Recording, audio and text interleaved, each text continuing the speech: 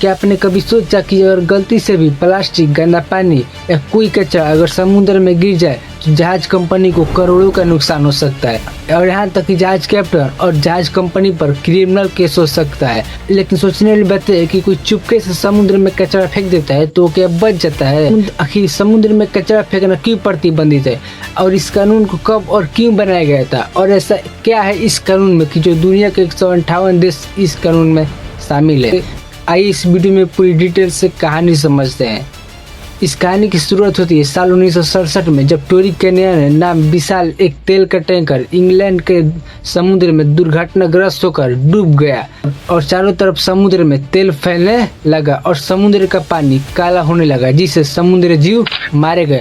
तब दुनिया के देशों ने सोचा कि अगर समुद्र पर ध्यान नहीं दिया गया तो समुद्र के सारे जीव मारे जाएंगे। इसी डर से दुनिया के देशों ने मिलकर एक कानून बनाया जिसका नाम मार्पोल है। इसका पूरा नाम मारीन पॉल्यूशन है। साल 1973 में दुनिया के बड़े देशों ने IMO यानी इंटरनेशनल मैरीटाइम ऑर्गेनाइजेशन के तहत इस संधि पर साइन किया और 2 अक्टूबर 1983 में यह कानून पूरी दुनिया में लागू हो गया।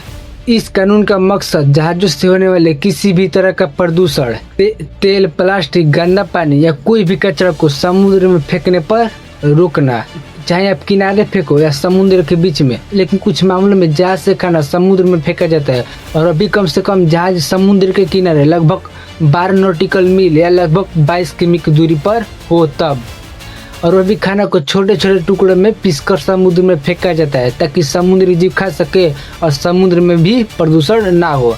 आज का गंदा तेल समुद्र में बहाना तो सख्त मना है। अगर ऐसा कोई करता है तो उसे करोड़ों का जुर्माना लग सकता है। सेम ऐसा ही साल 2016 में हुआ था और प्रिंसेस क्रूज लाइन्स नाम की एक कंपनी की जहाज ने ऐसे ही समुद्र में गुप्त पाइप का इस्तेमाल कर समुद्र में गंदा पानी बहा दिया और जब पकड़ा गया तो अमेरिका सरकार ने उस जहाज कंपनी पर $40 मिलियन का जुर्माना लगाया। यानी इंडियन रुपए में बात करें तो लगभग 340 करोड़ से ज़्यादा जुर्माना लगा था।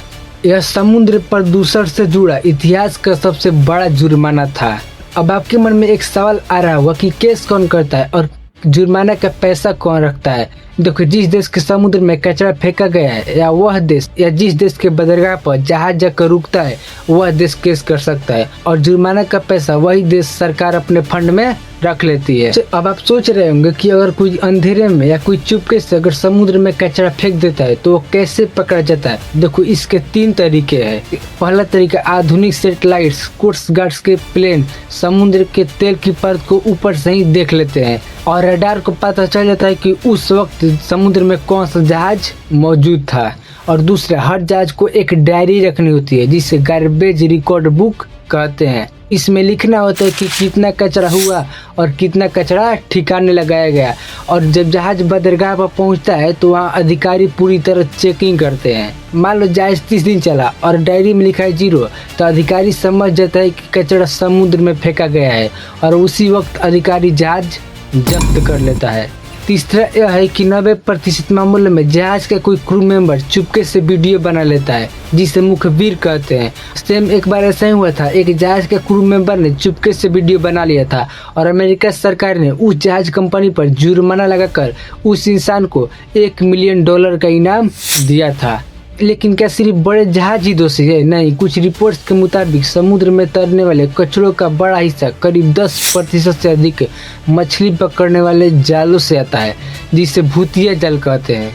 अक्सर मछली पकड़ने वाली बड़ी नावें अपने पुराने या फटे हुए नायलॉन की जाल समुद्र में ही काट कर फेंक देते हैं ताकि उन्हें वापस लाने में वजन उठाना ना पड़े और जाल हजारों साल समुद्र में रहते हैं, जिससे समुद्री जीव उस जाल में फंसकर मर जाते हैं। हालांकि मार्पोल के तहत यह भी गैर कानूनी है, लेकिन छोटे मछुआरों को ट्रैक करना बहुत ज़्यादा मुश्किल होता है, इसीलिए यहाँ सबसे ज़्यादा नियम टूटते हैं। और आपको क्या लगता है कि इस कानून को और ज़्यादा मजबूत रखना चाहिए? कमेंट में ज़रूर से बताना और इस वीडियो को लाइक और चैनल को सब्सक्राइब जरूर से कर देना। मिलते हैं नेक्स्ट वीडियो में।